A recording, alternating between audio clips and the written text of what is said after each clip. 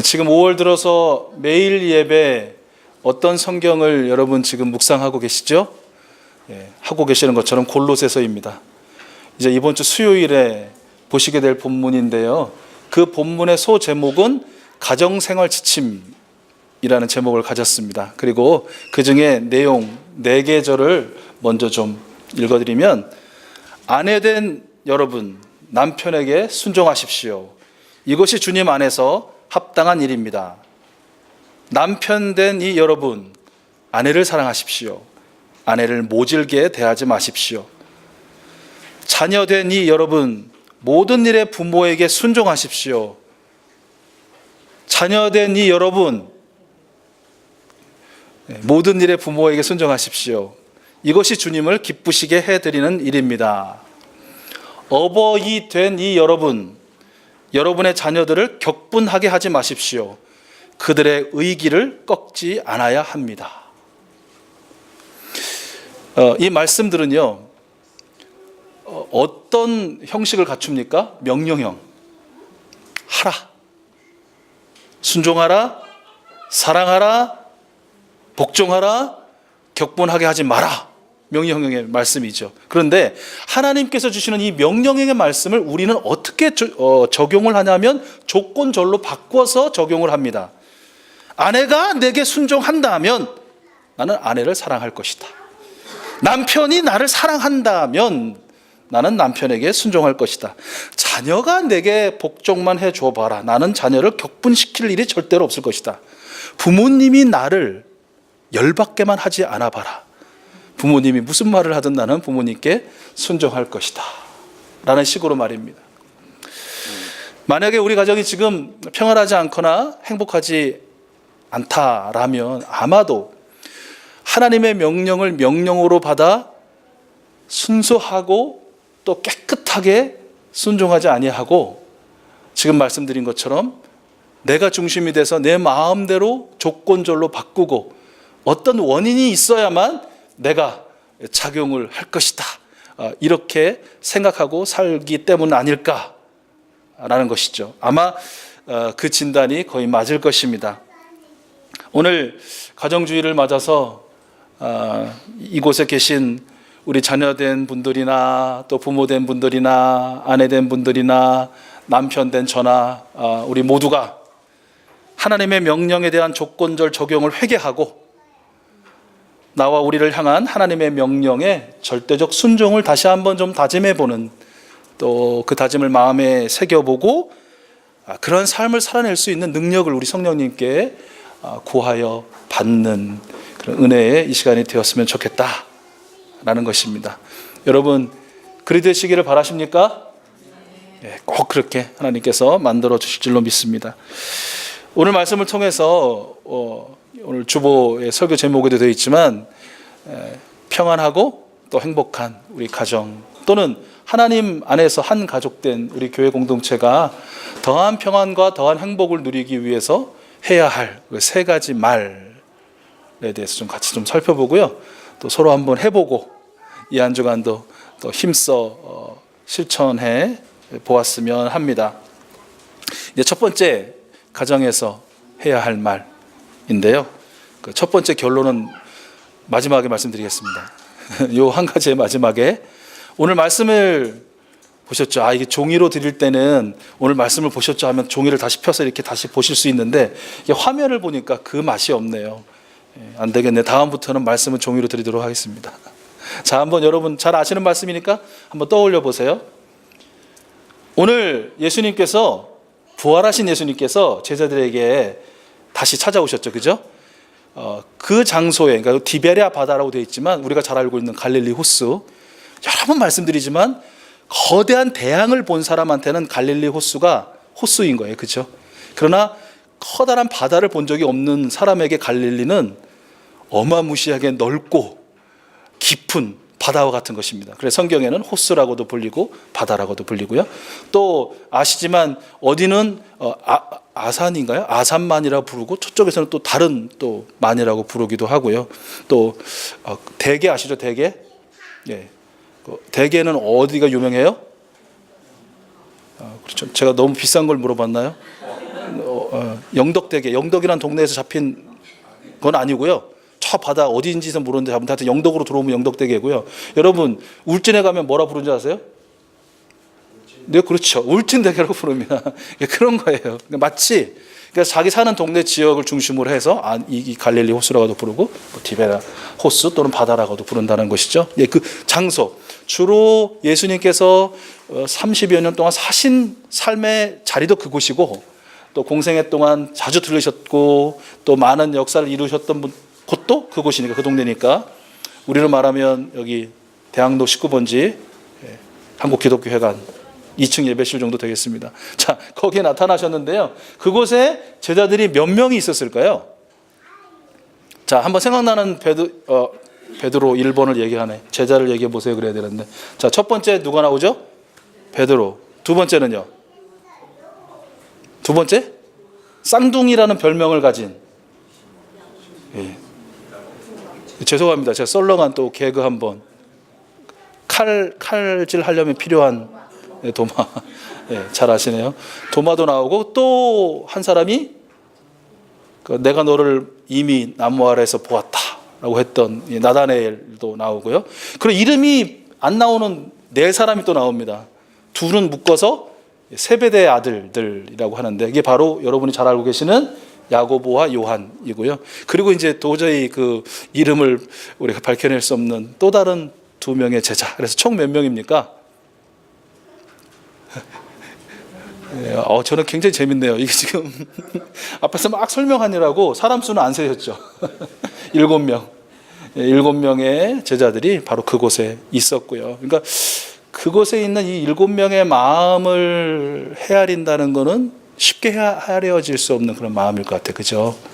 그들에게 있었던 그 격동적인 3년여의 그들의 삶, 그리고 그들의 절망의 나락으로 밀어넣었던 그 선생님의 죽음, 그리고 어이없는 일, 있지도 않는 일, 있을 수도 없는 일이라고 여겼던 그 스승님의 부활, 그리고 이미 2번씩이나 자신들에게 나타내 보여주셨던 그 스승님이신 예수님. 뭐 아마 정신이 없어도 보통 없었지 않았을 것 같아요. 그러나 아무튼 그 자신들의 익숙한 그 고향과 삶의 자리에서 또 익숙한 고기잡이를 하면서 아마 그들에게도 뭔가 지난 세월을 좀 정리하고 또 좀 점검하고 또 새로운 삶에 대한 계획과 아마 꿈도 꾸지 않았을까 싶은데요. 근데 그 자리에 예수님이 나타나셨고요. 그 7명의 제자들은 역시나 가장 활동적인 베드로가 야, 나는 고기 잡으러 갈래. 그러니까 나머지 6명도 어떻게 했다고요? 같이 가자. 이래서 같이 한 배를 타고 고기를 잡으러 나갔다는 것이죠. 그래서 고기는 언제 잡아요? 쨍쨍한 해가 다 떨어진 해질 무렵부터 다음 날 동틀 때까지. 생각해 보십시오. 지금이야 뭐 동해에 그 정말 밝은 등을 켜놓고 오징어 잡이 하는 선들, 왜 그 강릉이나 속초 놀러 가시면 밤에 막 저 수평선에 밝은 빛들, 그 UFO가 아니라 거의 오징어 배 선단이죠, 그죠? 그것처럼. 근데 그 전구가 없었을 테니 뭘 들었겠습니까? 다 불을 들었겠죠. 횃불 같은 거를 피워서 불을 피워서 아마 들고 비추고 또 지금처럼 무슨 뭐 기계로 했을 건 아닌 것 같고요, 그죠? 그물을 던졌다가 끌어올렸다가 던졌다가 끌어올렸다가를 아마 무한 반복했을 거예요. 말씀해 보니까 해질 무렵부터 다음 날 동틀 때까지 열심히 그렇게 수고했는데 고기를 몇 마리 잡았다고요? 네, 예, 그러게요. 맞는 대답이신데 굉장히 재밌는 대답이신 것 같습니다. 0마리. 네. 한 마리도 못 잡았죠, 그죠? 네, 빈손이었다라는 것입니다. 빈손. 그때에 이제 예수님이 나타나시죠. 그래서 예수님이 대화를 시도하십니다. 그죠? 근데 생각해 보십시오. 예수님이 지금 어디 계실까요? 육지 무태 계신가요? 호숫가에 계신가요? 호수에 계신가요? 그렇죠. 설마 또 예전처럼 이렇게 물 위를 걸어가지고 그 옆에서 대화를 시도하지 않으셨을 거고 무태 계셨을 거라고요? 그러면 무태 있는 사람하고 고기 잡으러 나간 사람에게 대화가 가능할까요? 불가능하겠죠. 그죠? 근데 성경은 가능한 것으로 기록을 해놓고 있어요. 왜냐하면 동틀 무렵이니까 새벽녘이잖아요. 그죠? 고기 잡는 그들 외에는 아무도 없었으니까 아주 정적이 흘렀을 거고요. 그리고 무태에서 고기잡이 배가 있는 데까지 몇 미터 정도 떨어져 있다고 그래요. 성경에 보니까 네, 오늘날 우리의 미터로 환산을 하면 90m 정도. 그러니까 100m가 안 되는 거예요. 그러면 대화가 가능할까요? 불가능할까요? 일상적으로 이렇게 하면 불가능하겠죠, 그렇죠? 그러나 조금 소리를 크게 높여서 하면 얘들아, 고기를 좀 잡았니? 하면 분명히 아마 들렸을 것 같아요. 뭐 누가 하는 소리인지 모르고 제자들은 그냥 거의 반사적으로 뭐라고 대답했어요? 사실대로 한 마리도 못 잡았습니다. 이야기를 들은 예수님이 뭐라고 말씀하시죠? 그물을 어디에 던져라? 오른편에 던져라 라는 것입니다. 이런 누군가 나타나고 대화를 하고 있는데도 불구하고 성경은 제자들 중에 아무도 예수님을 못 알아봤다라고 지금 기록하고 있거든요. 그리고 이제 그물을 던져서 끌어올리니까 어떤 일이 벌어졌어요? 여기서 153마리를 잡았어요 이러시는 분은 좀 앞서가신 분이죠. 그죠? 나중에 나와가지고 세어보니까 153마리고 지금은 이게 그물이 끌어올라오지 않을 정도로 많은 물고기를 잡았다는 것을 직감적으로 어부들은 느끼는 거예요. 아, 이거 꽉 찼다 라는 그런 느낌. 그때 바로 그 사건 뒤에 어느 한 사람이 아, 지금 말씀하시는 분이 예수님이다 라는 거를 지금 알았어요. 그렇죠? 누구예요? 그렇죠? 택진이는 모르겠죠. 그죠? 누군지 모르겠죠. 베드로죠. 베드로. 그죠? 베드로는 다음에 나오고요. 성경에 보면 예수님이 사랑하시던 제자, 사랑하시는 제자라고 나오거든요. 누구예요? 우리가 보통 알고 있는 요한이죠. 요한이 가장 먼저 그 예수님을 알아봤어요. 그죠? 여러분 아시지만 사랑하는 사람은 그 사랑하는 사람을 가장 먼저 알아봅니다. 우리 부모님들 여기 계시지만 우리 자녀들 입학식 때, 유치원 입학식이나 어린이 입학, 초등학교 입학식이나 중학교 입학식 때 애들 뒤에서 보면 다 비슷비슷하거든요. 근데 여러분의 아들을 딸을 몇 초 만에 찾으셔요. 네, 제가 볼 때는 순식간에 찾으세요. 저도 그렇더라고요. 아이 이제 군에 6주간 훈련받고 수료식에 이거는 입학식 저리 가라요.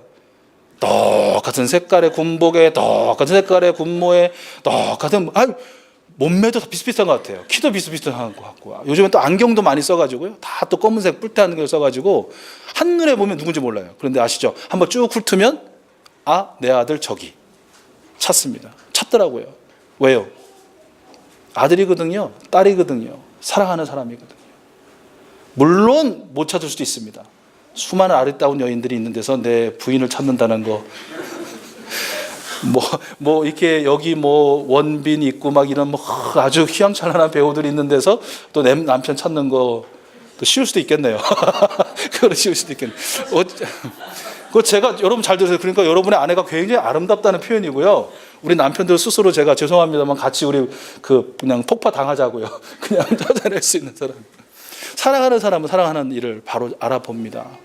그 여러 명의 제자 중에 예수님이 누구이신지를 사실은 그런 정도 환경이었으면 그런 경험이 있는 7명의 제자가 다 알아봐야 되거든요. 그 순간. 근데 유독 한 사람만 가장 먼저 알아봤어요. 요한이요. 여러분 아시지만 예수님의 최후의 만찬 때 자리가 어디였을까요? 예수님을 중심으로. 네.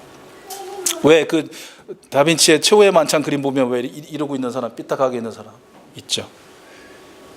예수님의 가슴에 이렇게 기대어 있던 사람, 그 사람을 요한이라고 전승은 이야기하거든요.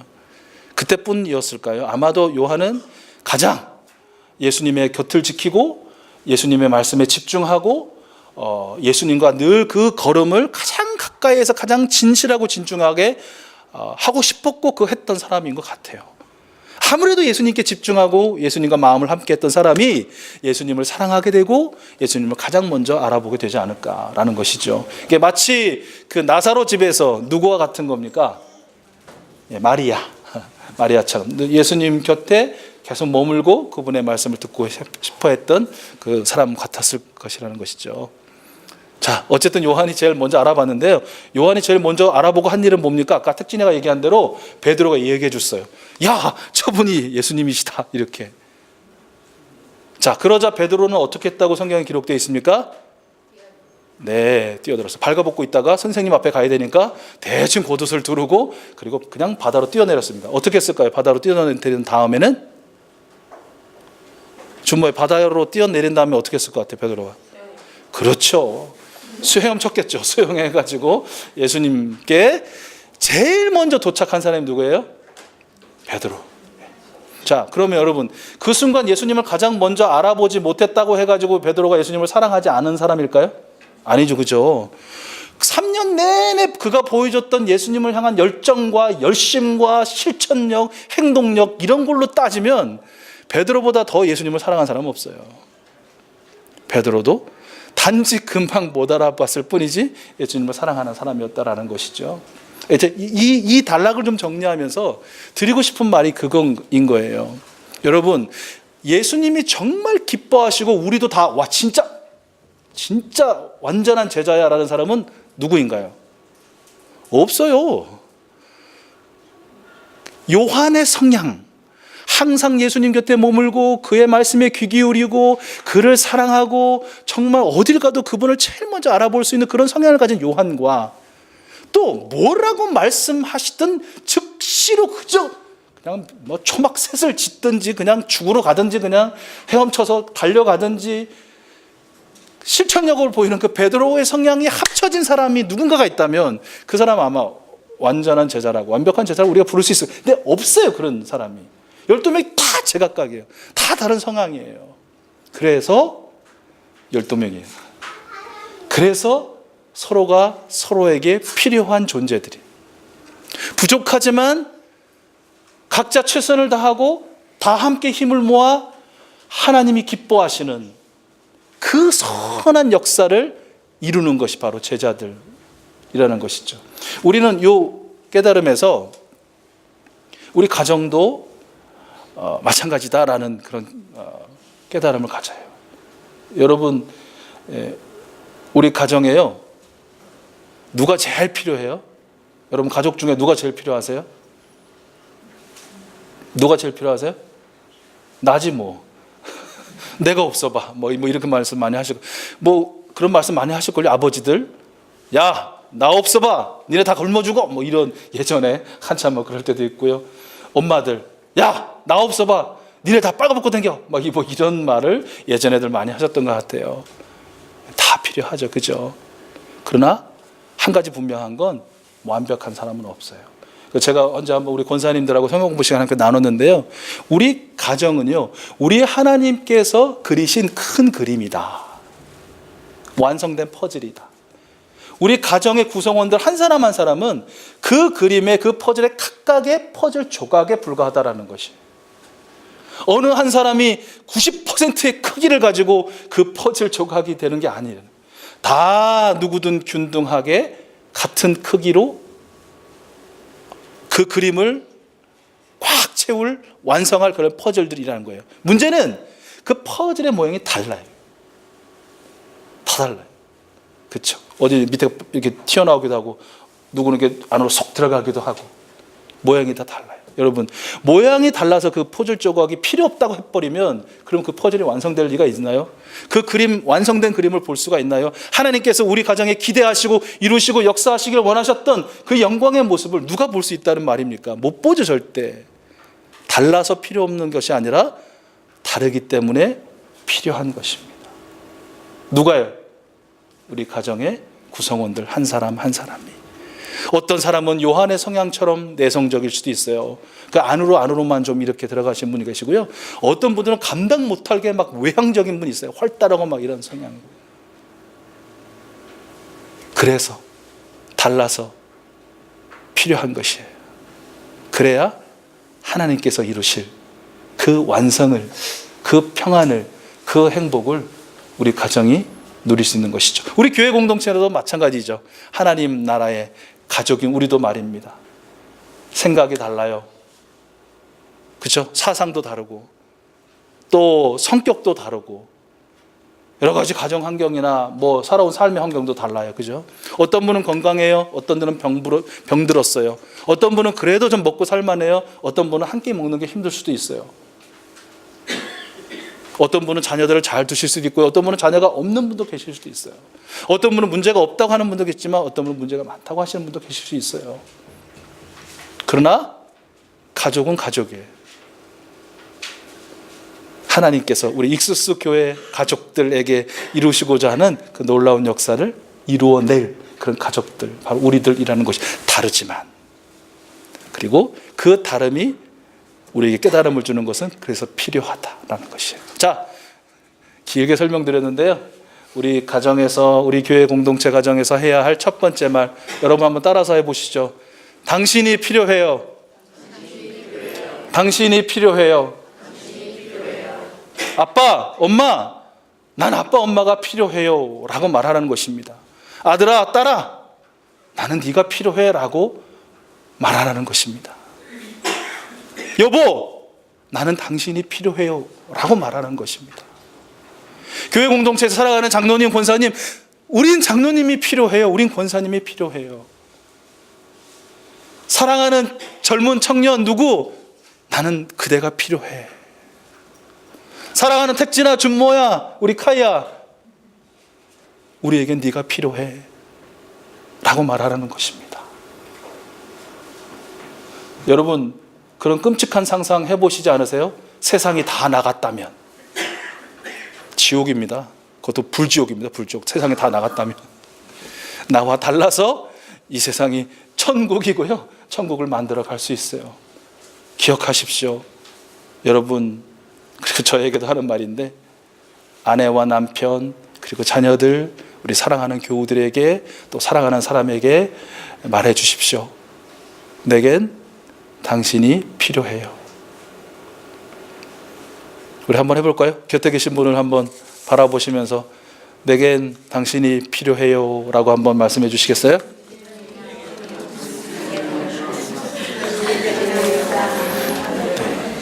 네. 이게 아마 제가 내겐 여러분이 필요합니다, 제겐 여러분이 필요합니다라는 이 말을 계속 필요하세요. 네, 필요하다고 말씀.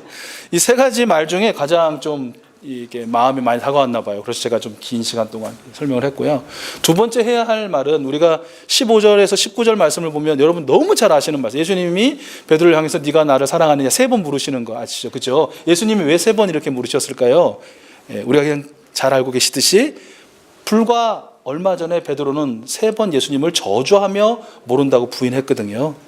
예수님은 다시 그 일을 떠올리기 싫은 일이지만 그럼 다시 떠올리고 그것을 다시 기억할 때 예수님께서 다 용서해 주시고 잊어주시고 또 새로운 사명을 주신다는 확신을 주시기 위해서 힘들었겠지만 베드로에게는 마음 아팠겠지만 괴로웠겠지만 그것을 끄집어 직면하게 하시고 그것들을 이기게 하시고 잊게 하시고 다시 또 주신 사명에 헌신할 수 있도록 하시기 위해서 베드로에게 이 3번을 물으셨을 것 같아요.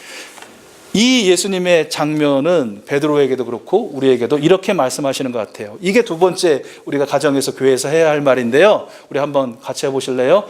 괜찮아요. 괜찮아요. 다시 시작해요. 우리 다시 한번 괜찮아요. 다시 시작해요. 엄친아라는 말, 엄친딸이라는 말 알아요?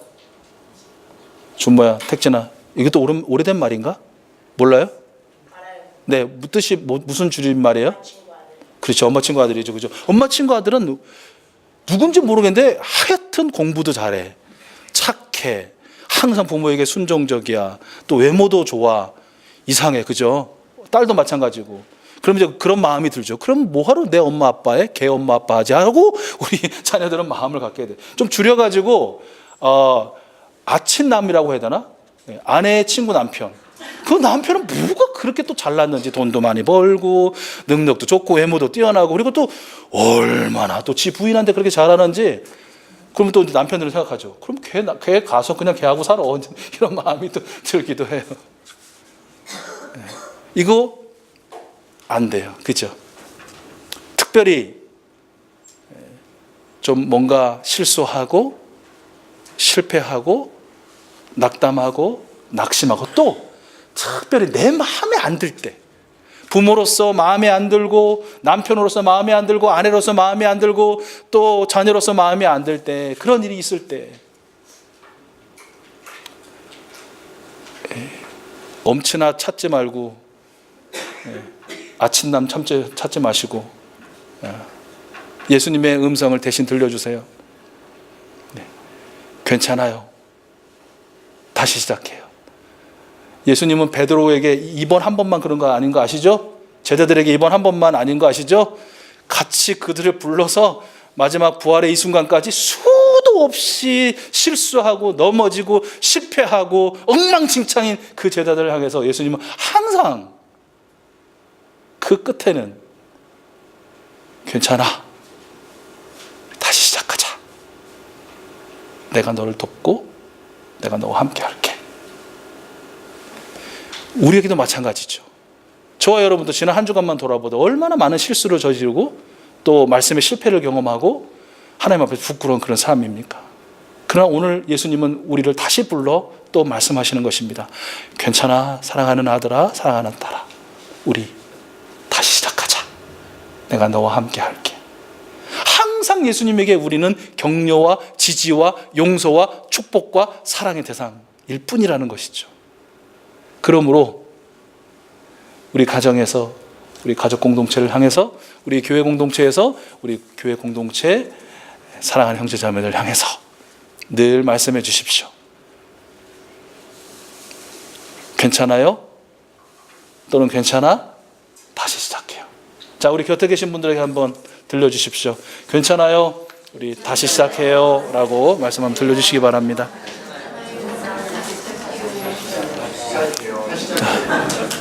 우리 살아가는 준모, 택진이 이제 다 왔습니다. 네, 마지막 세 번째입니다. 훌륭합니다. 그러니까 아시죠? 뒤에서 보면 몸을 굉장히 꼬는 것 같고 막 지겨워하는 것 같잖아요. 앞에서 보면 꼬는 게 아니에요. 말씀을 막 그냥 온몸으로 받아들이냐고 막 꿀럭꿀럭하는 거고요. 막 이렇게 어떻게든지 졸지 않고 들으려고 막 애를 쓰는 아주 모범적인 모습입니다. 축복합니다. 마지막 세 번째, 우리가 해야 할 말, 정말 어떻게 보면 가장 중요한 말일 수도 있는데요. 여러분, 우리가 함께 읽었지만 한번 머리로 떠올려 보세요. 1절 말씀을 보면 제자들을 먼저 찾아오신 분이 예수님이세요. 대부분 제자들이 예수님 찾은 적 거의 없어요. 죽겠다 할 때만 찾아요. 평상시에는 안 찾아요. 평상시에 일반적으로 항상 누가 제자들을 찾아오느냐? 예수님이 찾아오셔요. 우리도 마찬가지예요. 뭐 필요할 때만 주님, 아플 때 주님, 뭐 갖고 싶을 때 주님, 가끔 찾잖아요. 그러나 우리 주님은 임마누엘 주님이시죠. 지금도 여기 나와 함께 계시는 분이 우리 예수님이시다라는 것이고요. 7절을 보면 예수님은 밤새워 수고했으나 빈손뿐인 제자들에게 그물을 끌어올릴 수 없을 만큼의 153마리 엄청난 큰 고기를 잡게 해주셨어요. 예수님은 항상 제자들에게 풍성한, 때로는 차고 넘치는 축복을 늘 베풀어 주셨다라는 것이죠. 예수님 마찬가지 우리에게도 항상 우리가 감당할 수 없는 그 놀라운 은혜와 은총과 축복들을 채워주시는 분이 바로 우리 예수님이시다라는 것이고요. 13절 말씀을 보면 예수님은 물에 푹 젖어 추위를 타는 제자들을 몸을 녹여주기 위해서, 그리고 밤새 고생에 엄청 배고플 제자들을 위해서 숯불을 피우고 생선과 빵을 구우시고 직접 그것을 먹여주십니다. 우리가 힘들 때, 우리가 어려울 때, 우리가 고통스러울 때 그 모든 것들을 녹이시고 이기게 하시고 강하게 하시는 분이 바로 예수님이시라는 것이고요. 우리를 먹이시고 입히시고 살리시는 분도 바로 우리 예수님이시다라는 것입니다. 아멘. 그러므로 우리 가정에서, 우리 교회에서 항상 이렇게 이야기합니다. 여러분 같이 해보시겠습니까? 예수님이 책임지십니다. 예수님이 책임지십니다. 우리 곁에 계신 분들께 한번 들려주세요. 예수님이 책임지십니다. 예수님이 책임지십니다. 라고 말씀해 주시기 바랍니다. 제가 약속한 시간이 있어갖고 더는 못하겠네요. 제가 그럼 약속을 깨면 나쁜 어른이 되니까 좀 결론을 이야기하고 마치도록 하겠습니다. 첫째, 하나님의 명령을 제 멋대로 조건절로 바꾸지 마십시오. 명령을 명령으로 받고 순복하십시오. 우리에게 다시 말씀을 통해 우리 주님 우리에게 명령하십니다. 우리가 가정과 우리 교회 공동체 가정 안에서 첫째, 뭐라고 말하라고요? 둘째, 셋째 얘기하니까 첫째가 다 기억이 잘 안 나시죠? 첫째 뭐라고요? 당신이 필요합니다. 두 번째는요? 네, 괜찮아요. 다시 시작해요. 세 번째는요? 예수님이 책임지십니다. 이렇게 말씀하십시오. 그리고 오늘 1절부터 19절의 말씀을 쭉 하시고 19절의 맨 마지막은 예수님의 이 음성으로 끝납니다. 나를 따라라. 나를 따라라. 우리 가정이 행복하고 우리 교회가 행복할 수 있는 건요, 아버지를 따라야 한다, 어머니를 따라야 한다, 개 중에 제일 똑똑한 박사 아들을 따라야 한다, 아니, 목사를 따라야 한다, 장로를 따라야 된다, 뭐든 아주 그냥 유력한 어떤 교인을 따라야 된다, 아니, 불행해요. 파탄에 이르러요. 누구를 따라야 합니까? 예수를 따라. 오직 예수님을 가정 구성원이 함께 따르고 오직 예수님을 교회 공동체 가족들이 함께 따를 때 더한 평안, 더한 행복, 더한 축복을 누리게 되는 여러분의 가정, 우리의 가정, 또 우리의 교회 될 줄로 믿습니다.